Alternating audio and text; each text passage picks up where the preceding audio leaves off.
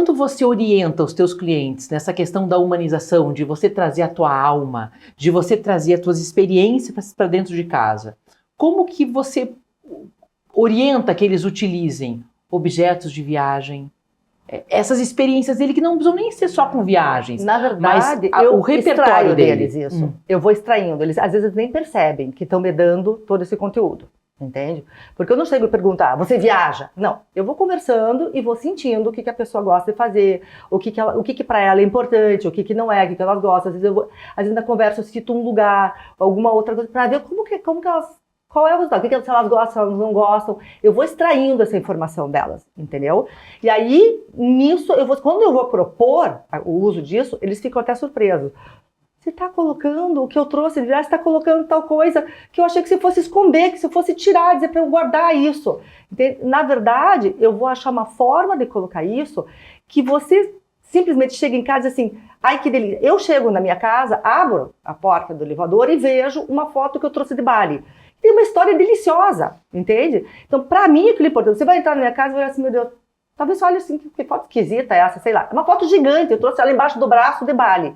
Para mim, ela tem um significado muito importante, muito. Eu gosto muito dela, entende? E minhas filhas, meu marido, que não foram para Bali, também gostam dela, talvez pela história que eu trouxe junto. Sim. Então, assim, eles saberem o contexto. Não é uma coleção de magnetes que eu vou pôr na parede da tua sala, entende? Então, é isso que eu tento mostrar para as pessoas. Quando, às vezes, elas já vêm para mim dizendo assim, eu sei que você consegue colocar suas coisas de viagem em lugares legais, coisas.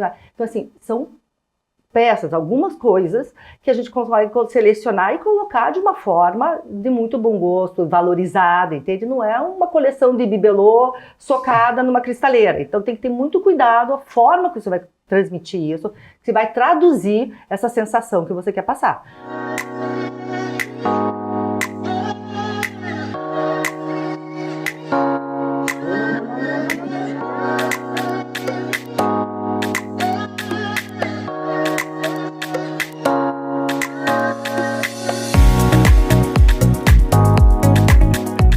O que você percebe que para o cliente, a hora que ele entra numa empresa, é mais importante?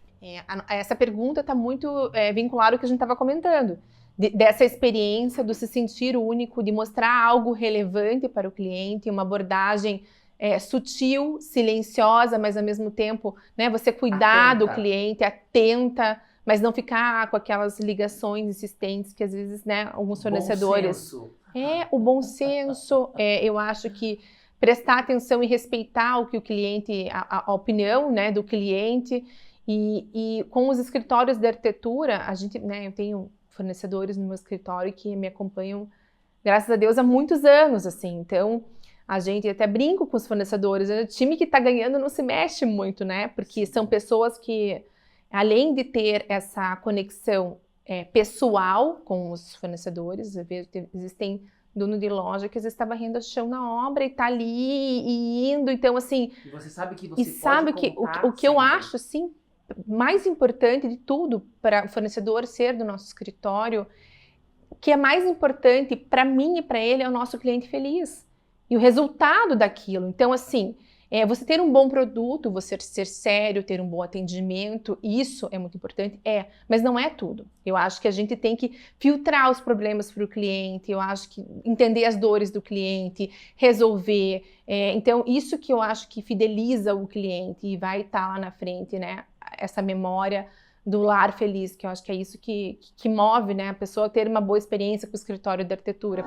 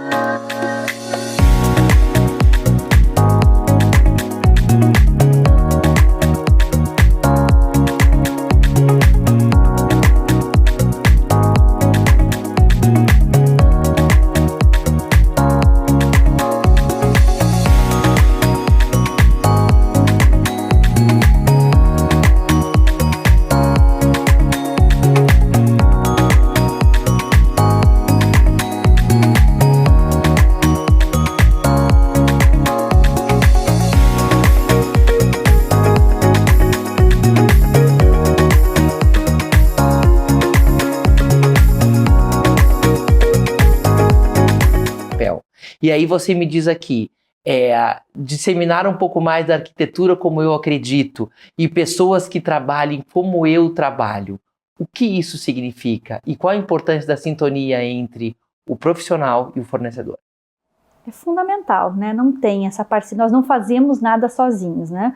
E isso a gente sempre explica para o cliente. Enquanto está no processo de criação do projeto, sim, é o escritório, a minha equipe, sou eu coordenando ali tudo e responsável por tudo que a gente coloca em pé, né? Que é a casa, a reforma, defender aquelas ideias e justificar. Então, enquanto está nesse contexto, é 100% eu, o escritório, a equipe, né? Somos 100% responsáveis pelo que a gente está entregando para o cliente, pelo que ele contratou, que é algo completamente abstrato, né? Eu sempre faço esse exercício de me colocar no papel. Se eu não fosse arquiteto e fosse contratar um profissional, né, de arquitetura, né? Como que eu viria tudo isso? Porque realmente é muito difícil, né? Você entregar o teu sonho, às vezes a tua vida, tudo que você conquistou com o teu trabalho, com a tua família, com o teu marido, enfim, né? Acaba sendo a tua maior expectativa, né? A tua maior expectativa, né? Então, porque uma viagem é uma viagem, você vai fazer outra, se não der certo, né? Enfim, tem o lado bom de tudo, mas às vezes uma casa, como essa que você citou, né? Que a gente entregou agora recentemente, de 1.000 metros quadrados, são anos de projeto e construção, como são anos de sonho do cliente para chegar nisso, né? Então, a gente sabe do tamanho dessa responsabilidade e aí esse filtro de fornecedor realmente é muito afunilado.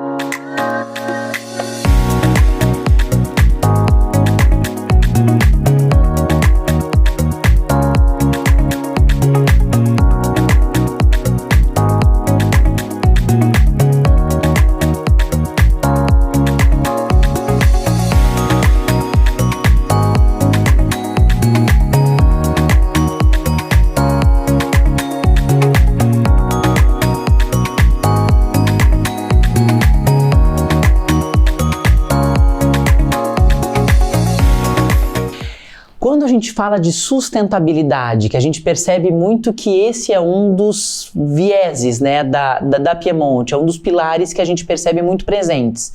Como você vê esse caminhar e como a sustentabilidade ela é aplicada nos empreendimentos da construtora? Hoje a sustentabilidade é um tema que está assim, muito em evidência, né?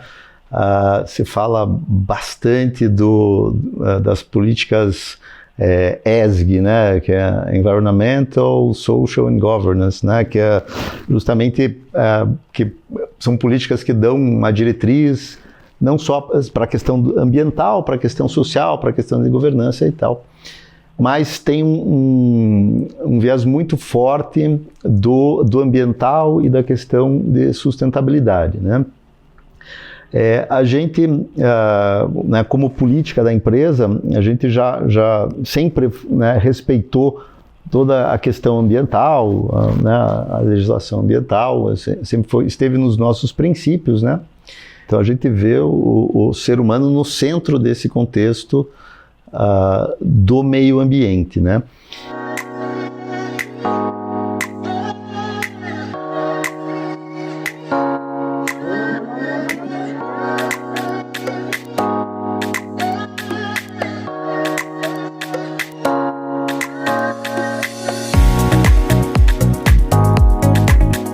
Que você traria para pessoas que precisam desse planejamento sucessório? É bem legal falar sobre... Eu acho que eu vou utilizar a própria denominação do trabalho, né? Planejamento. Planejar é diferente de apagar incêndio. Planejar é diferente de você solucionar um problema. Planejar é você evitar que o problema aconteça.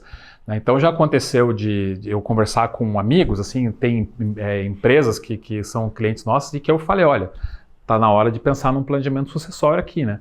E aí o empresário falou, tá querendo me matar? Tá achando que eu vou morrer já? Eu falei assim, não, justamente o contrário. Eu quero que você viva muito tempo e sem estresse. Eu quero que você viva muito, por isso que é importante fazer um trabalho de planejamento.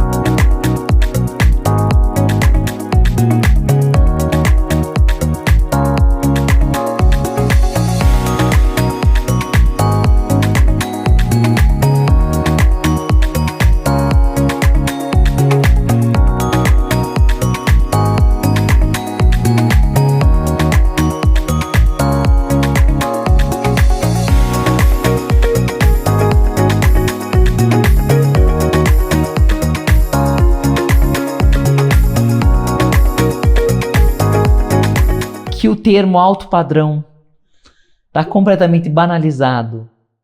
Pois então, tudo é alto padrão hoje, tudo é alto padrão, tudo é alto padrão.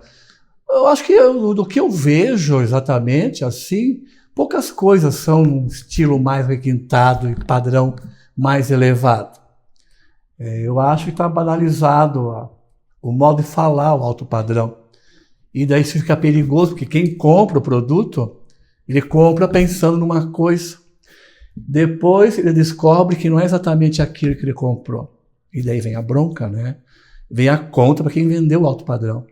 Você tem que ser muito responsável quando você fala que está vendendo um alto padrão. Pelo menos eu sou assim. Tem que ser uma coisa boa. Não, o que é o alto padrão hoje? Não só naquela Porque é algo realmente muito subjetivo, né?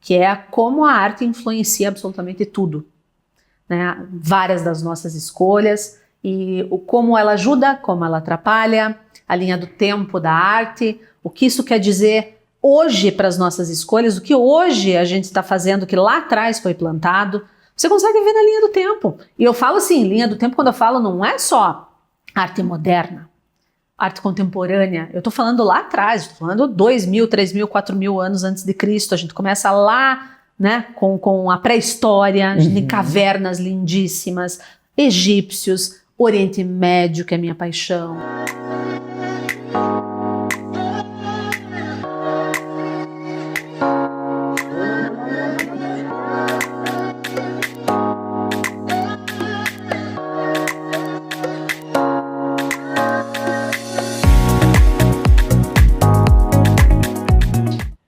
Como é a metodologia de vocês para conseguir captar essa essência? O que realmente ele precisa e que às vezes nem ele sabe? E isso é muito, muito bacana essa pergunta, porque é um briefing, né? É você entender muito bem, é fazer um briefing bem feito. E aí, Melissa, vai também um pouco da intuição, eu acredito muito na intuição. Então, quando eu estou conversando com o cliente, realmente eu vejo tudo nele. Eu percebo, pergunto a profissão, o que ele gosta de fazer, que tipo de esporte, se ele faz, se ele recebe, se ele não recebe, o que ele gostava de fazer quando era criança. Ainda eu brinco assim, não é uma terapia, mas é como se fosse. Eu preciso entender bem. E Cada às detalhe vezes, importa, né? Até aquele cliente que nem fala muito, eu consigo entender, entendeu? Eu consigo extrair. Entendeu? Mas é bacana, eu acho que isso é muitos anos, né? Então, assim, a gente também acaba tendo experiência.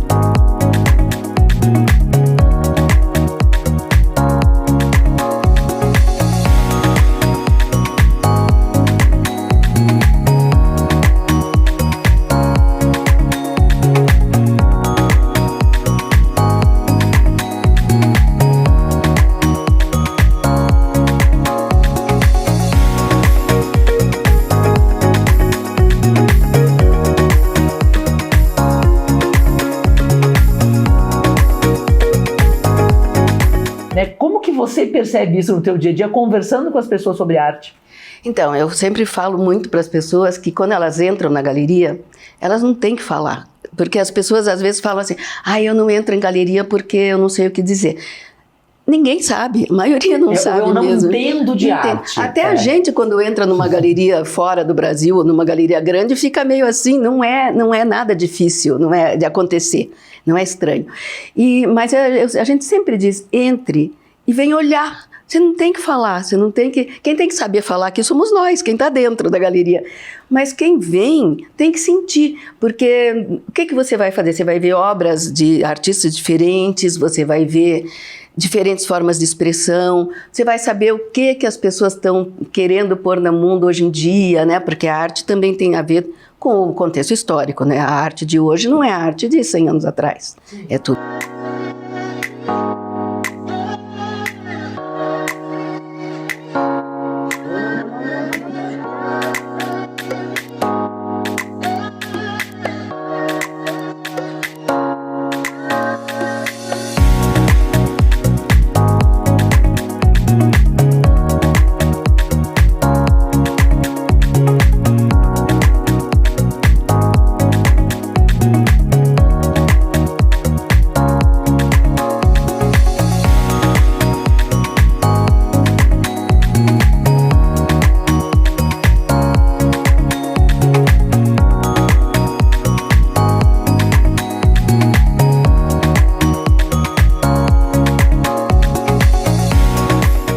Adoro esses desenhos que são essas coisas que saem assim bem inusitadas e eu fui guardando. A gente guardou tudo que era produzido, a gente guardava nas oficinas. Algumas coisas eles querem levar, não tem problema, pode levar e tal, mas eu ia guardando. E no decorrer da oficina, o que eu faço são exercícios, são brincadeiras que vão alimentando essa conexão, essa sintonia, e com coisas muito divertidas, desenhos que você não pode olhar, o outro tem que seguir, fazer no ar e tal, são coisas criativas, divertidas, inusitadas, digamos assim, e que as pessoas vão conseguindo, vai rolando, funciona. Então eu já tinha isso, já sabia que funcionava, e eu tinha que usar também um material eu escolhi um isopor, que eram os isopores onde chegam os medicamentos do hospital, que depois são descartados. Então eu ressignifiquei esses isopores, que é um material que não recicla, né? Então foi importante essa ressignificação deles. Para matrizes de gravura em isopor, então ficou a isopor gravura.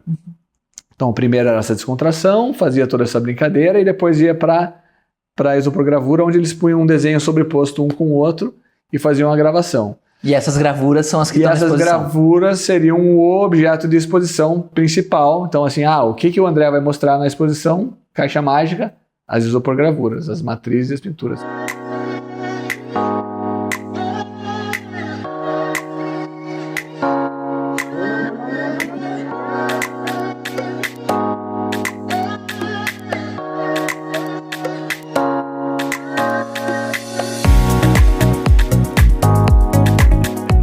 Os meus projetos não têm minha cara. Ele tem a cara do profissional. E isso que eu fico mais satisfeita, porque todos ficam satisfeitos. Não, porque você consegue entregar e colocar a alma dele ali, né? Exatamente. Conta pra gente, assim, da onde surgiu a ideia e qual é o propósito do C3 Summit? Então, propósito, você falou muito a palavra. Quando a gente fez o lançamento da segunda edição, que a gente acaba nem falando muito disso, mas a gente pode depois comentar na revista, foi quando caiu a ficha, assim. Eu falei, caramba, o que eu tô fazendo é muito mais que um projeto bonito e entregar um projeto para um cliente. Eu comecei a ver feedbacks de clientes, de se emocionar na hora que a gente apresenta o projeto. Depois ele vinha trazer, nossa, meu paciente tá amando, tá me indicando, eu tô trabalhando muito mais feliz. Aí a gente vê assim, não, realmente a gente tá realizando sonhos.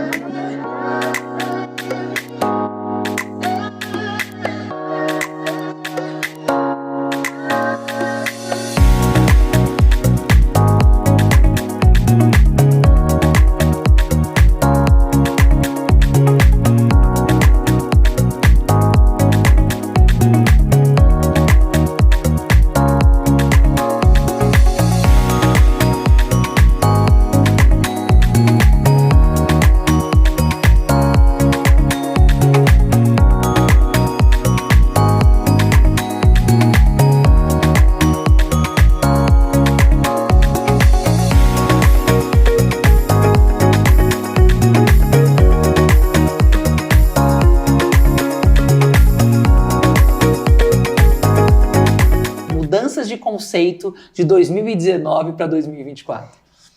Antes é o que eu falei para você, era aquela mesa com a cadeira. Hoje não, é uma parte acústica, é desde o piso acústico, desde do teto, é trazer essa leveza e esse aconchego. Então, espaços que eles tenham integrações, espaços flexíveis, que eles consigam, né, movimentar e se ajustar à rotina. Eu acho que essa é a tendência e o que caminha muito essa parte corporativa. E olhando as fotos, enfim, agora a tendência da feira na Alemanha, o que mais se viu e o que se viu realmente lá é muito espaço de colaboração. Puff, poltrona, cabines acústicas, são criar ambientes que a pessoa se sinta acolhida.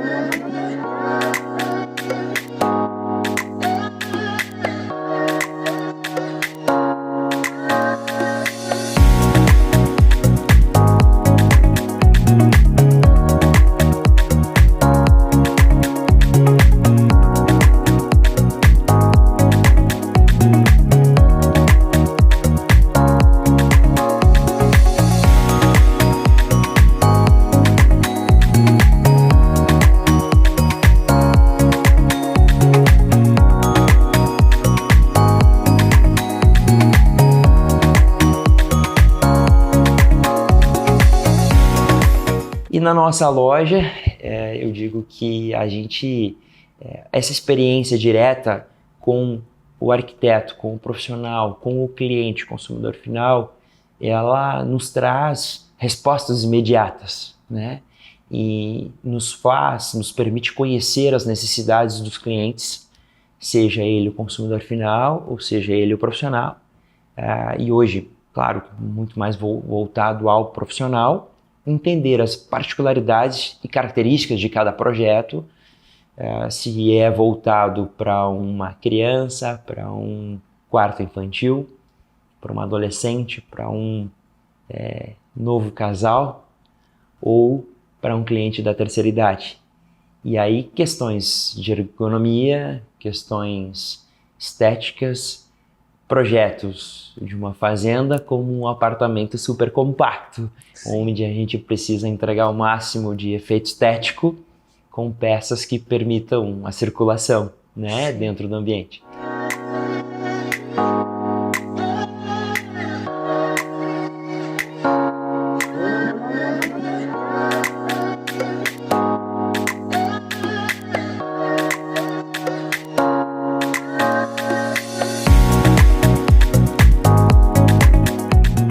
Carro boutique hoje, um dia foi um turístico. Então a gente tira um carro da composição, ele fica parado na oficina e a gente começa a trabalhar nele. Então assim, é um processo muito rápido, então eu preciso de agilidade e eu preciso que sejam parceiros que querem resolver. E assim eu fiz criativos, como você mencionou. Criativos. Porque os desafios são muito maiores do que num projeto convencional. Sim. Então, aquela coisa, por exemplo, eu quero usar um laminado melamínico no piso, na parede e no teto. Mas não dá porque a gente nunca fez, porque a cola... Não, mas vamos fazer um teste? Vamos tentar? E foi assim que eu fiz grandes parceiros. Então, por exemplo, mas Lu, vou te mandar uma cola assim, uma cola assado. Você consegue grudar em algum lugar escondido, em algum outro vagão, pra gente ver qual que vai funcionar melhor? Consigo, não tem problema. Então, essa questão de perceber que sim, temos desafios, mas não são impossibilidades, é o que mais me faz ser parceira.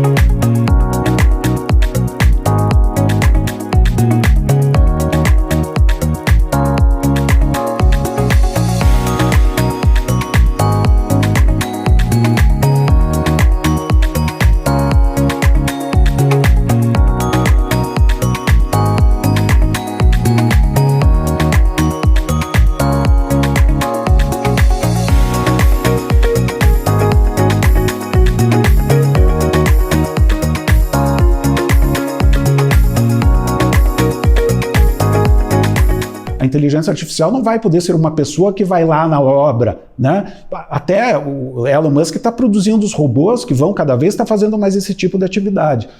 Mas vamos falar agora aí nos próximos 10 anos, eu acho que é isso. Você tem que estar muito centrado naquilo que é criação e naquilo que ainda precisa da tua presença física. A presença física vai fazer a diferença. Aquilo que a máquina não faz por você. E você vê que bacana, né? Porque a gente saiu daquilo, a gente era a presença física total, né? Lembra as reuniões, é tudo pessoal e tal. Aí virou tudo virtual. Redes sociais, blá, blá, blá, blá. E agora, para valorizar o ser humano, vai voltar tudo a ser pessoal de novo.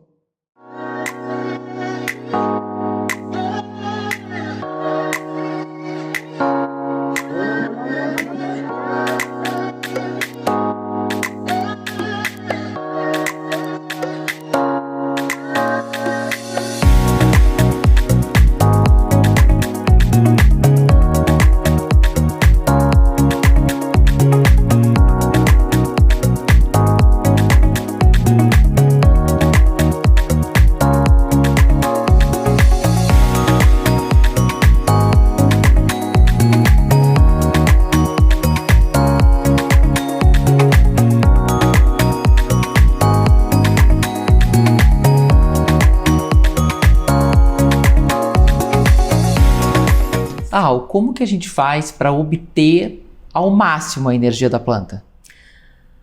Cuidar da planta. Cuidar da planta é a melhor coisa. É a mesma coisa você. Se você não estiver bem e for convidada para uma festa, você vai ser aquela coisa, a chata da festa, né? A má companhia. E a planta é assim, cuidar. Ter esse olhar, né? Não perceber só quando a planta já está em óbito, quase em óbito, né? Ai, meu Deus, o que eu faço? Então, assim, se você vai viajar, tem alguém para cuidar, né? Ou não, providencia algum bem-estar para a planta, né? Lembrar que a planta é um ser vivo, que é aquilo que a gente já incorporou com os pets, né? Com os cachorrinhos, né, os gatos, enfim, a gente já incorporou isso como filhos, né? E as plantas é isso, são seres vivos e elas respondem, gente, elas respondem muito a esse estímulo e te ajudam muito.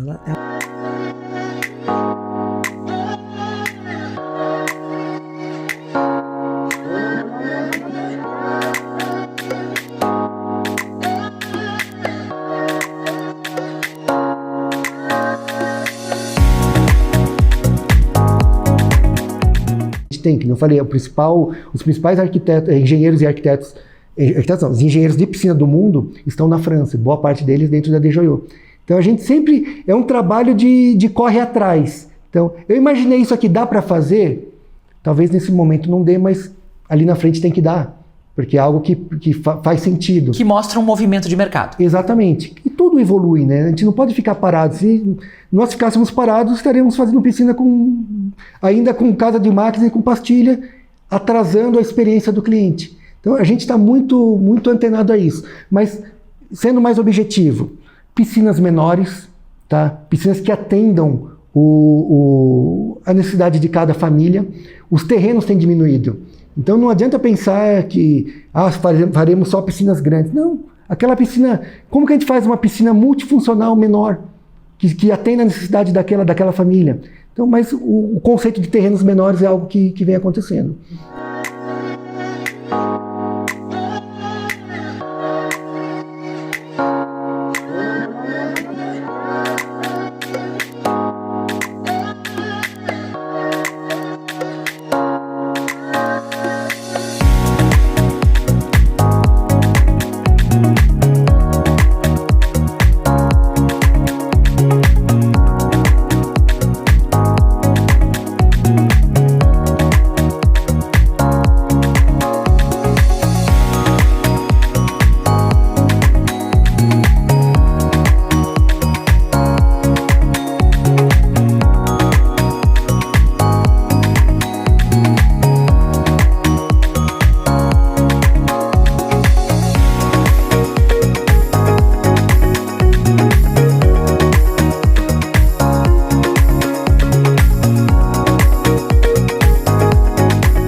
Tanto que ao longo do tempo nós desenvolvemos dentro da empresa o setor de operações, onde a gente tem uma equipe que cuida de todo o processo, né? Então é tudo mapeado, tem um controle, tem alguém o tempo todo, mais ou menos como uma cabine de controle, né? Que está olhando as aeronaves voando. A gente desenvolveu isso internamente, assim como outros setores, mas para estar olhando para que tudo aconteça, né, da forma como a gente gostaria, né, e como o nosso cliente merece, né? Então, o nosso cliente, né, como o arquiteto é nosso cliente, né, e os seus clientes. Então, é muito baseado nisso, sabe? Cuidando realmente né, os detalhes, sim, eles importam. Eu acho que por mais que hoje a gente está nessa questão da velocidade das coisas, do volume, mas a gente vai continuar nessa linha da questão artesanal. A gente vai investir, como já investiu bastante em tecnologia, temos,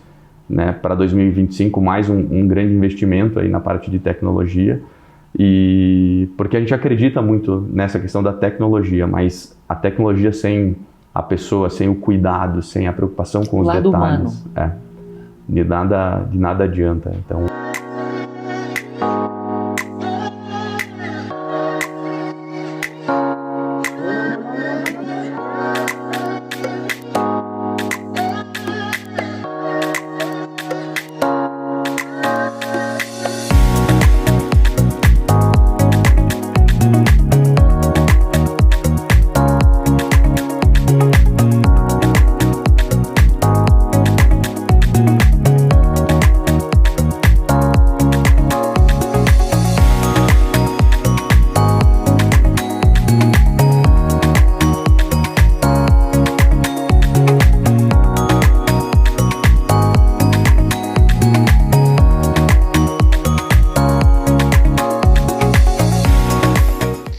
Porque envolve projetos de uma família, de morar numa casa melhor, de poder se aposentar de forma mais tranquila, né, de gerar uma renda para a família, às vezes de fazer a primeira viagem internacional para quem nunca fez, ou para uma grande empresa que quer desenvolver, ampliar. Eu tenho empresas que começaram há 16 anos atrás que toda a ampliação da empresa, toda a frota da empresa, hoje é feita através de consórcio, e ele não se preocupa com a taxa de juros. A taxa de juros, taxa Selic foi para 11, 12, 13, 14, 15%. Não tem mais algum crédito subsidiado, como tem às vezes em determinado segmento. Não tem problema. Por quê? Porque ele veio entendendo o produto como uma necessidade recorrente para a empresa dele. Então, isso envolve emocionalmente também, porque às vezes o empresário não está só envolvido ali na parte da razão, tem que faturar, qual é a minha linha final, qual que é o meu lucro. Ele doou a vida toda construindo aquilo. Sim. Ele tem amor por aquilo. Ele construiu a empresa dele, ele quer ver o filho dele cuidando da empresa, tem pessoas que trabalham com ele há muito tempo, então isso é uma responsabilidade muito grande, que quando eu sento com o cliente, eu preciso entender e transmitir isso para ele. Então, o mesmo amor, a mesma seriedade que ele tem para o negócio dele, eu vou fazer o meu melhor para que realmente eu consiga entregar o que ele quer, o que ele precisa.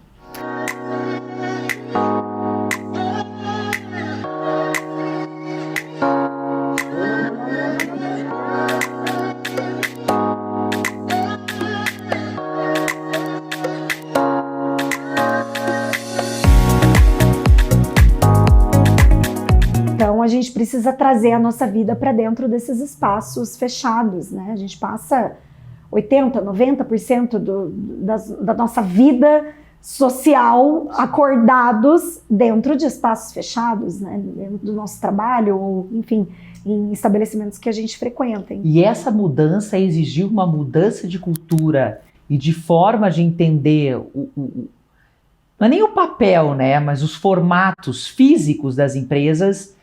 Foi uma mudança que você percebe que foi muito brusca, muito significativa. Continua sendo, né? Porque muitas empresas ainda têm receio de fazer essas transformações, né? Elas ainda acham que o escritório, às vezes, se ele tem uma mesa de ping-pong e um espaço de café, ele é inovador, ele é contemporâneo e ele está humanizado. E é muito mais a fundo do que isso, né? A gente mexe na cultura da empresa, como hierarquias, por exemplo, que uma vez, antes pandemia, a gente tinha salas de diretorias, salas de diretores fechados, gerentes dentro de cada salinha, e depois toda a equipe de trabalho num espaço menos priorizado. Hoje a gente tem gestores, e eu vejo isso na pele, porque os meus clientes já me procuram por isso, que estão querendo alinhar essas expectativas. Somos todos iguais, as cadeiras.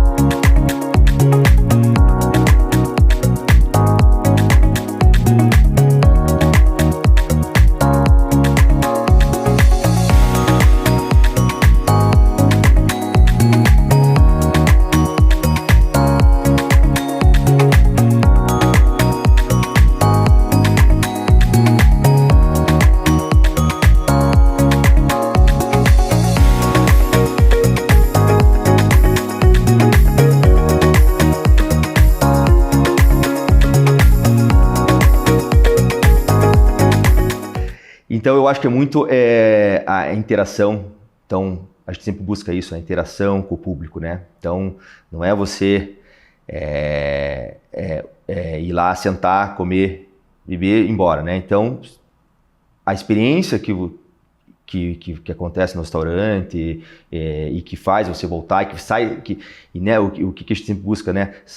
Você trabalha o dia, não sei o que lá, você quer sair, você quer ir como se fosse para outro lugar, assim, né? Então desconectar e estar ali presente, por mais que você está com o telefone ali, mas desconectar e estar nesse outro ambiente. Então a interação, a gente, né, eu acho que quanto mais interação a gente vai ter com as tecnologias que estão vindo, inteligência artificial, você falar com o espelho, você ter TVs, ter iPads, né? No Marrai agora a gente tem um robô lá, né, que atende você. A gente colocou colocamos um robô, ele atende você, leva bandejinha, leva drink. Então, nossa, que maravilha! Bem bacana.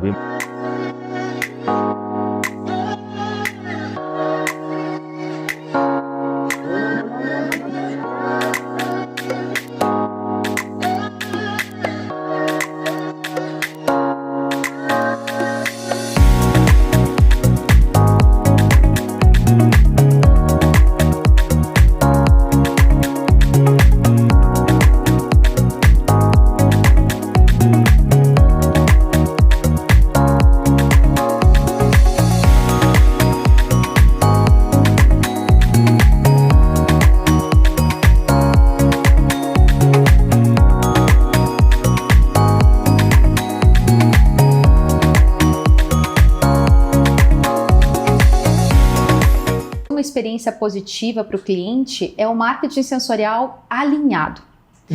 E aí o marketing olfativo, ele representa o olfato, né? A arquitetura representa a visão, né? Então, de que maneira que o olfato, de maneira muito alinhada e mais do que alinhada, estratégica, pode reforçar a conexão entre todos os sentidos, alinhar todos os sentidos, para que o consumidor, para que o cliente, quando entrar num ambiente ou quando ele tiver se relacionar com o produto, tenha ali uma explosão sensorial, mental, que aí o nosso neuromarketing valida, né? Demonstrando para a gente, através de sensores eletrodos, qual é a área do cérebro que ativa com determinada emoção.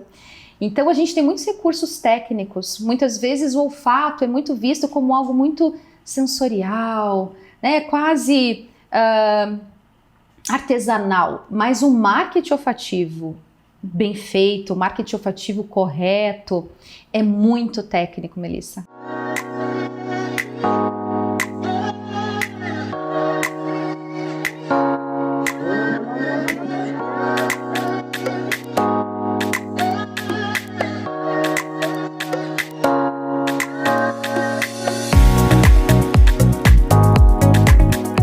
Então, assim, não, dentro até da curadoria das peças que eu faço, porque não é sobre você ter, assim, só ter peças, né? É sobre você ter algo diferente, inovador, que faça sentido dentro do movimento que o mercado está indo. Então hoje eu tenho muitos designers brasileiros que são maravilhosos e sensacionais. O Brasil é riquíssimo em arte e cultura. É algo assim que quanto mais eu me aprofundo, quanto mais eu busco, mais eu fico assim feliz e perplexa o quanto nós somos ricos aqui em arte e cultura, né? Desde a mão de obra deles realmente fazendo as peças aqui no Brasil, como usando os nossos próprios materiais também, né?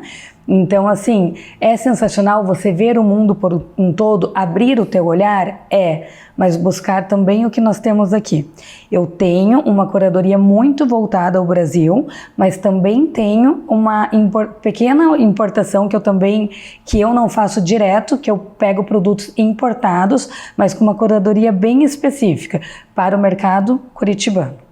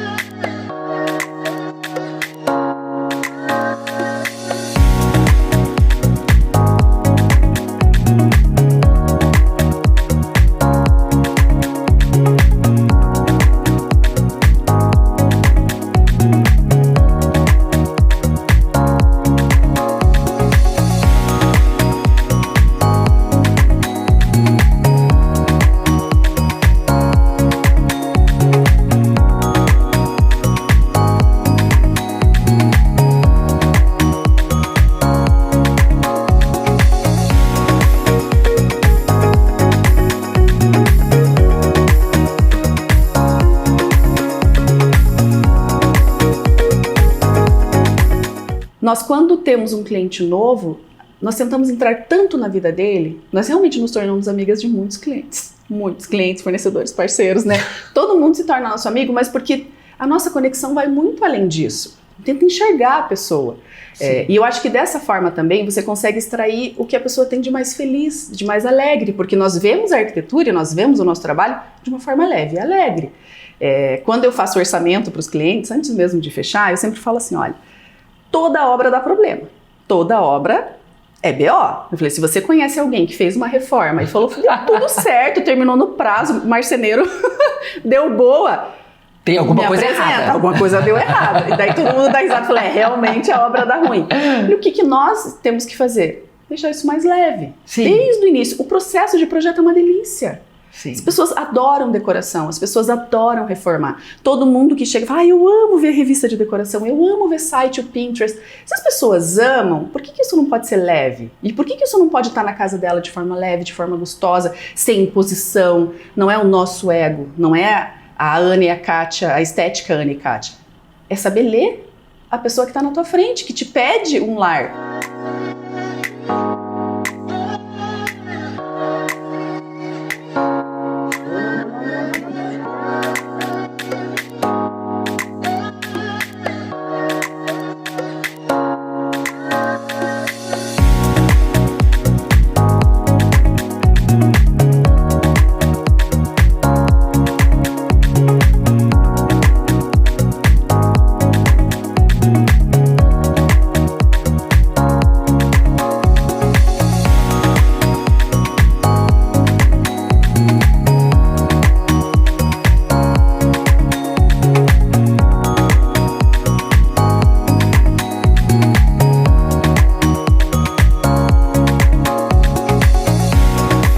Então hoje está substituindo em algumas partes da casa aço por fibra de vidro, né? E qual é a vantagem que traz? Muitas vantagens. Primeiro, conforto térmico também e acústico. Uma quantidade de peso muito menor. Então assim, você gasta, é muito mais barato. O transporte do fibra de vidro, ele se torna muito fácil, né? Por exemplo, hoje, para transportar aço, precisa de um caminhão, né? Hoje, com vergalhão de fibra de vidro, você consegue transportar numa Toro, numa caminhonetinha pequena.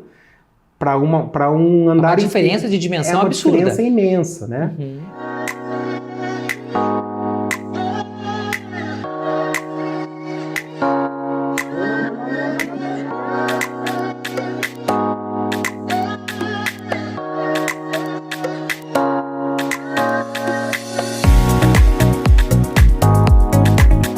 A gente sempre gosta de falar assim, o projeto que a gente está fazendo tem que ficar com a cara de quem vai usar.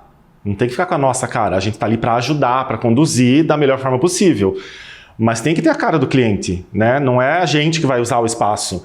Então a gente sempre deixa isso bem claro. Gostou? É isso mesmo? Você vê aqui. Exato. E a gente percebe no cliente, fala assim, uma mexidinha no pescoço, uma piscada, fala assim, ainda não, né? Então vamos buscar o resultado 100%. Mas respondendo a tua pergunta, assim, a gente sempre vai propor alguma coisa diferenciada, um material diferenciado, pintar uma cor no teto, por exemplo, ou um revestimento onde normalmente não colocam, para tentar instigar isso. A gente percebe que o projeto fica mais rico, né? Você causa sensações diferentes, um impacto diferente no cliente. Sei lá, você chegar na tua casa todo dia e tem uma porta amarela, por exemplo. Pode ser ótimo para algumas pessoas não gostam, enfim, mas assim, para quem gosta, minha porta amarela eu amo. Sabe esse tchan, assim, que a gente chama, assim, esse abraço que a gente diz que tem no projeto, sabe?